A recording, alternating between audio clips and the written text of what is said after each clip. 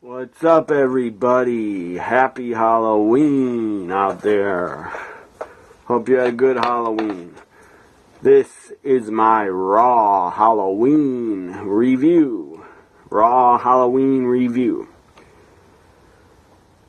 Tonight's show, it was, hopefully you can hear me. I'll take this off in a little while. Tonight's Raw Halloween, first Raw after the big Hell in a Cell pay-per-view. Well, it was not a very good show at all. And I don't say that often. I don't like to bash Raw, and when they don't have good episodes, I usually don't say that they sucked and they were absolutely awful. I'm not going to say the entire show was awful, because the main event, it was pretty decent. How the show kicked off with Goldberg appearing, that segment where he beat up Rusev and speared Heyman, that was pretty decent. Pretty decent episode. Not decent episode, not a good episode. I meant the Goldberg segment and the main event were decent enough. They weren't bad. So, anyways, here's my Raw review. Hopefully you can hear me now. Taking this off. Happy Halloween anyways. I need my glasses because I can't read for, really jack shit without glasses. So I'm going to go to my Twitter poll now. Read the results for what people thought Raw was. I asked people to rate tonight's Monday Night Raw. And this Twitter's not working. Trying to get to my results.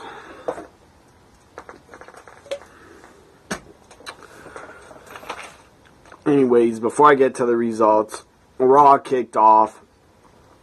I thought it was going to kick off with Charlotte coming out on Raw in the first segment. But that didn't happen. Charlotte did not come out to kick off Raw in the first segment. I thought she was. I heard that on the pre-show. I think stupid Jerry Lawler is the one that actually said Charlotte is going to start off Raw at the top of the hour. I'm positive I heard him say that, and it didn't happen. Anyways, Goldberg kicked off the first. Goldberg appeared and kicked off Monday Night Raw, this Raw Halloween. Well, Goldberg kicked it off. And man, when Raw started, I was really tired. I was dead tired. I felt like I was going to pass out. I've been up, I think, since 7 in the morning, and I only got like 5 hours sleep. That's not enough for me. Still, I feel more awake now, but the first 2.5 hours, first 2 hours of Raw, I was really tired and not into the show. As I said, when I had my Jason mask on, it wasn't a good Raw. It wasn't awful.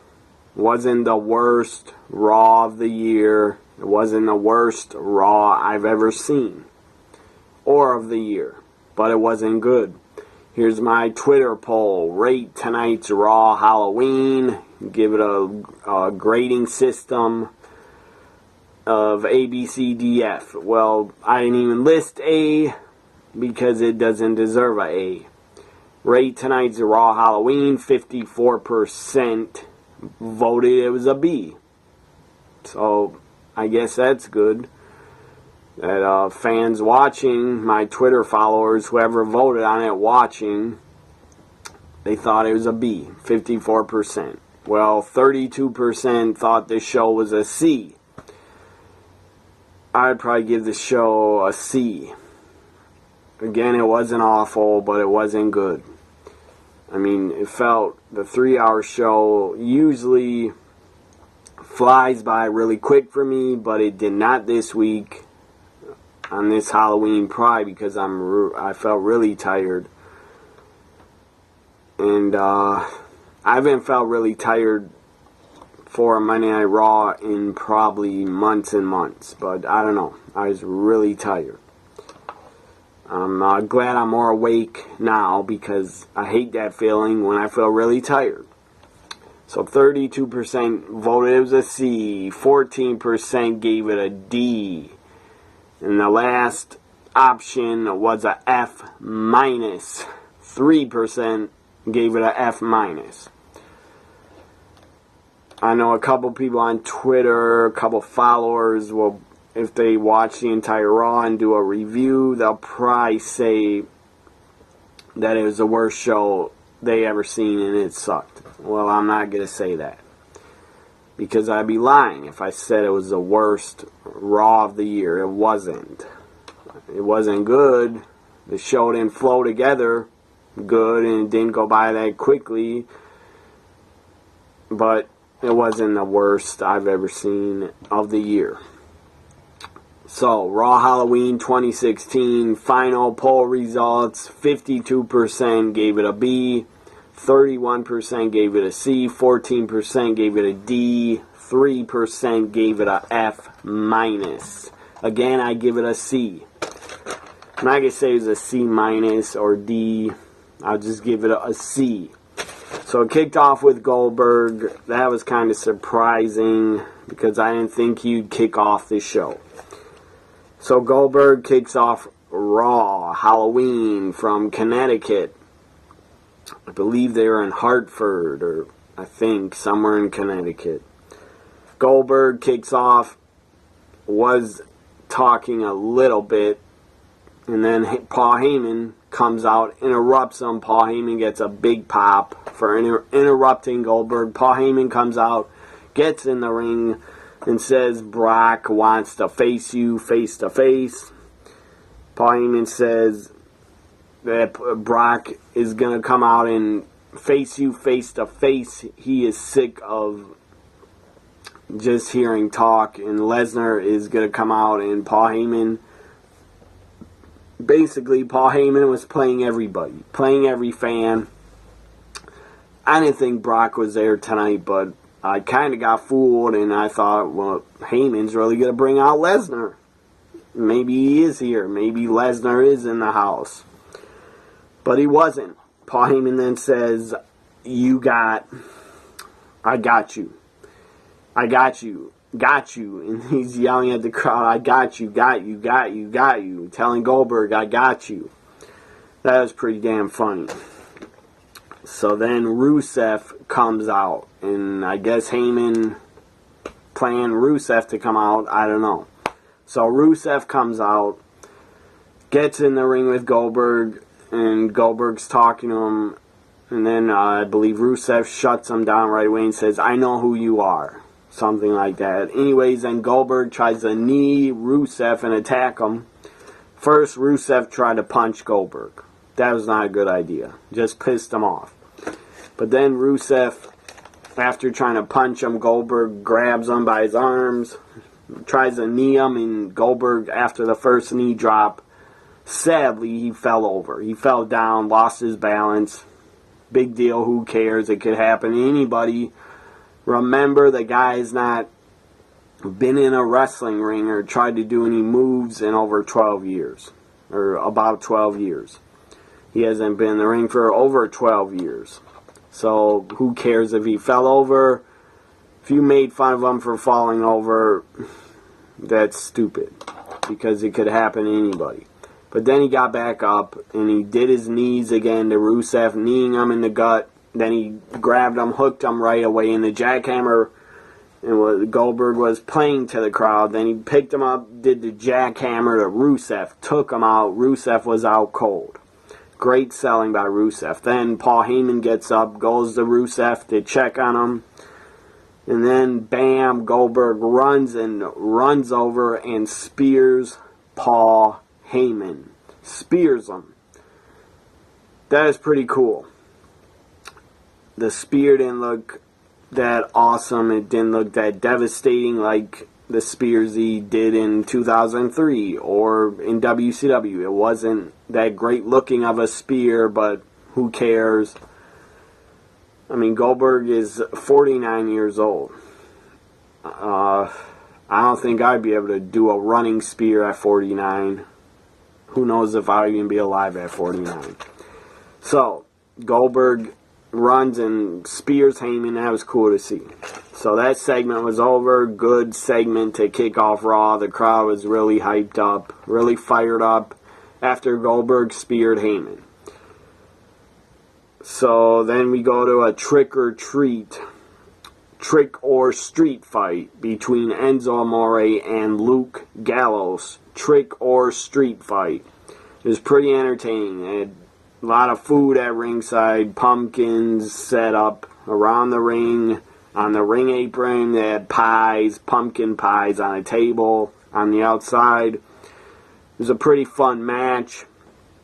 Enzo Amore came out dressed as Toy Story's Woody. And Luke Gallows was dressed as himself, I guess. And Big Cash was dressed as a cowboy, I guess from Toy Story. I don't really remember all the names in Toy Story, because that movie's like 20 years old, and I've never even seen the entire Toy Story, and I don't care to. So, anyways, the match ends. Enzo Amore wins after a pumpkin pie got hit in the face of Carl Anderson, got hit with a pumpkin pie. Then Cash did a running big boot to Carl Anderson. He went flying off the ring apron through the table at ringside. That was pretty cool. So Enzo wins. Good for him. I was happy to see that. Up next, then, we had Mick Foley backstage, I believe. Or no, they went to commercial. Mick Foley came out to the ring, I believe. Mick Foley then came out to the ring, cut a promo. Then Kevin Owens, music hit. Kevin Owens, Jericho come out and interrupt Mick Foley. And Mick Foley's talking about how Rollins got screwed, or he started telling Jericho and Rollins that you screwed Rollins last night because that wasn't fair and stuff like that. So then, after Kevin Owens and Jericho come out, then Roman Reigns has to come out and defend Mick Foley, stuff like that. And then Roman basically gets in the face of Kevin Owens and Jericho. Then Jericho, or somebody, I believe Mick Foley, made the match. Jericho against Roman Reigns in the main event for the U.S. title later in the show. So then it was made for later on, Jericho, Roman Reigns. Then up next we had, I believe this was after, the Mick Foley, Kevin Owens, Jericho segment was after the Cruiserweight title match. Cruiserweight rematch, Hell in a Cell rematch for the Cruiserweight title. Brian Kendrick defending. He cut a good promo before the match against T.J. Perkins. Anyways, T.J. Perkins wins by countout. And then T.J. Perkins attacks. He attacks Brian Kendrick. Perkins attacks Kendrick and puts the knee bar on Kendrick on the outside of the ring. Then we had Mick Foley backstage. After that, Mick Foley's backstage with Braun. Braun got up in Mick Foley's face and said, "I'm going to intimidate you. I better be on the Raw team at Survivor Series." And Braun was telling Mick Foley, "You have no competition for me again. You don't have any competition for me." And Mick Foley said, "You're right. I am intimidated by you." That is pretty funny. So then Mick Foley tells Braun that there is a battle royal tonight. The winner is part of the Raw Survivor Series team. And before that, or after it, Mick Foley put Kevin Owens, Jericho, and Roman Reigns on the Raw team at Survivor Series. And the battle royal now is going to happen. Battle Royal happens. You have R-Truth in it, Goldust, Sheamus, Cesaro, Neville, Sami Zayn, Bo Dallas, I think Titus O'Neil, and I don't remember who else. Anyways, Cesaro throws out Sheamus. That is pretty damn funny. And then Cesaro gets thrown out by Braun. And then it's down to the final three. It's Braun, Neville, and Zayn. And Braun, of course, eliminates Neville really easy.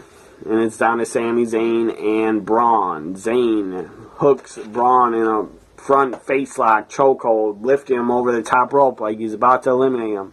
Instead, Braun picks up Zayn almost over his head, just throws him over the top rope, throws him off the ring apron. Braun wins the Battle Royal.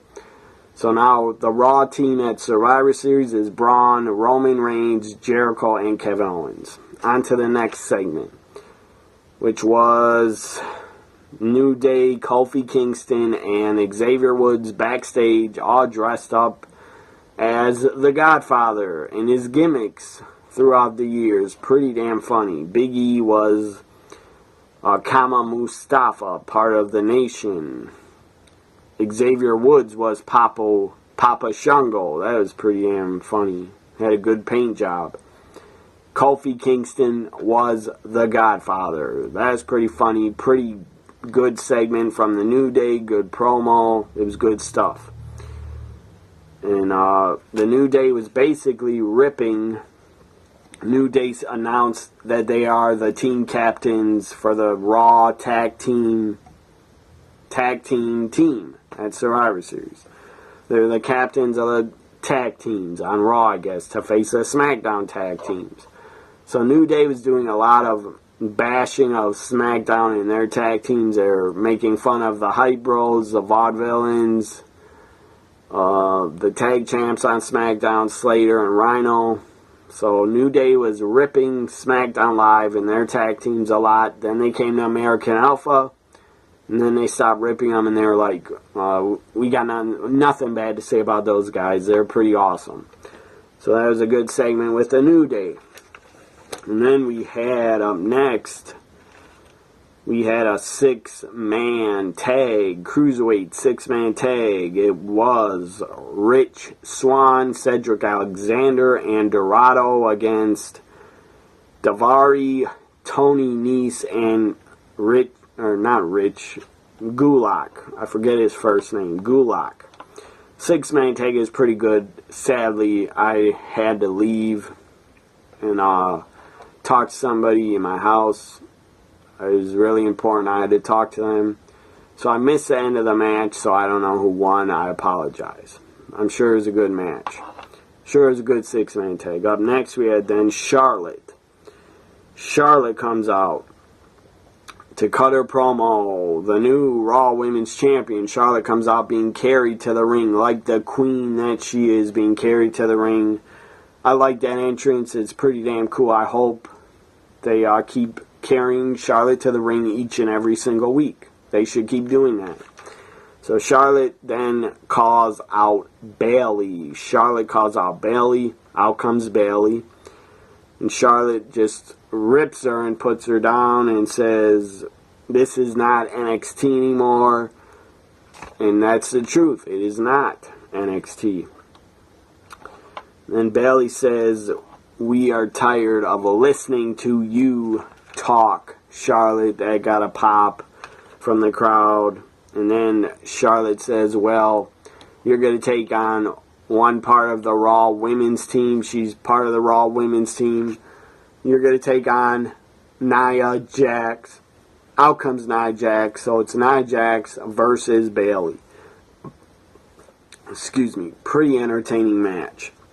It wasn't that long. It was good. Nia Jax really used her size well. She really used her size in this match very well. She did a lot of running tackles. I mean, just running into Bayley, knocking her down. It was like Bayley, she didn't have a chance when Nia Jax was running at her. She looked like she just ran to a brick wall. And Bayley went straight down the ring. Then again on the outside of the ring, Nia Jax ran up against Bayley, squished her against the guardrail. Nia Jax in this match, I tweeted it out on Twitter. I said Nia Jax is really reminding me of Vader because of those running tackles that she was doing. She's using her size very well. In the beginning, I was critical of how Nia Jax was selling when she was getting her head slammed into the turnbuckle. She looked awful, like she wasn't selling it good at all, but later in the match, she got a lot better because she was using her size, and that was good. So Nia Jax wins and defeats Bayley. At least Bayley, I guess, got a pay-per-view win at Hell in a Cell last night. But whatever. Nia Jax, if they're going to build her as a monster heel, then I guess she should have won tonight on Raw against Bayley. Up next we had the Shining Stars against Sheamus and Cesaro. Sheamus and Cesaro win. I believe Cesaro had the sharpshooter locked on one of the Shining Stars. They tapped out, so Sheamus and Cesaro win. And then they go to a segment where Golden Truth, this was stupid. Not as stupid as WCW's Chamber of Horrors match. That was god-awful. But this was still a stupid segment. But I understand why they did it, because it's Halloween. So Golden Truth go to a haunted house, and they're filming them in the haunted house. It was pretty funny. I'm not going to rip that segment because I thought it was kind of funny. So there's that segment. Now the main event. Y2J Chris Jericho. His work the past 2-3 months has been great. Jericho has been on fire. The guy is reinvented his career, in my opinion. The guy is super over. The list of Jericho, the list is over as hell. Super over. Him putting people on the list gets a pop every time. I mean, you could say last week that the list was more over than anybody on Raw. So, Jericho in the main event, I was happy to see that. Jericho getting a U.S. title shot earlier backstage. He's talking to Kevin Owens saying, I never held the U.S. title. I'm going to win the U.S. championship. I'm going to become U.S. champion for the first time. It's pretty hard to believe that Jericho, the guy's had a 26-year wrestling career. Pretty hard to believe he's never been WCW U.S. champion or U.S. champion in WWE. But he hasn't. He's held every single title there is, except for the U.S. title. I mean, he's held the WCW World title in the WWF in 2001. He's held, every title almost, except the ECW World title and ECW Tag titles. He even was a champion when he was in ECW for a short time. Jericho was the ECW TV champion in 96. So, Jericho out first. He asked Kevin Owens to do a favor for him and come to ringside with him. So Kevin Owens is at ringside with Jericho. Out comes Roman Reigns. He got cheered a lot more in Hart, wherever, Connecticut, wherever they were. Reigns got cheered a lot more in Connecticut than in Boston. Boston did not like him. He still got booed a lot tonight on Raw from Connecticut at Raw Halloween, but he still got some cheers, at least. So, U.S. title's on the line. Main event, Roman Reigns wins by disqualification when Kevin Owens interferes. Who saw that coming? Well, Stevie Wonder saw that coming, I'm pretty sure. So, then I knew it was going to happen. I knew Seth Rollins was going to appear. I wanted him to appear because he didn't appear the entire Raw Halloween show. So then Rollins appears, kicks ass, kicks Jericho's ass, kicks Kevin Owens' ass, And then Rollins is facing off, staring across the ring, staring at Roman Reigns, or staring at each other. And then Roman's music hits and Raw Halloween ends. That's my review for Raw Halloween. I'm not going to do a Raw review next week or the other weeks. I'll do a Raw review after Survivor Series. In the couple weeks before Survivor Series, I might do a weekend review video where I talk about Raw a little bit in my weekend review playlist. But next week, no Raw review, maybe a weekend review of Raw, SmackDown, NXT together in my weekend review. So, hope you enjoyed my Raw Halloween review. Hope you had a great, happy Halloween. If you went trick-or-treating, I hope you got all the candy that you can eat. And I hope you had a great Halloween. Hope you had a fun Halloween. Hope you enjoyed my Raw Halloween review. Follow me on Twitter at WWE NXT Guy. Also follow me at NXT WWE Guy on Twitter. Also subscribe to my YouTube, like my videos, share my videos, comment on my videos. I would appreciate it. If you subscribe, tell your friends to subscribe to my YouTube channel. New videos every single week. I mean, I do pay-per-view reviews. I do SmackDown Live reviews, Raw reviews. I do a lot of videos. So, bye for now, everybody.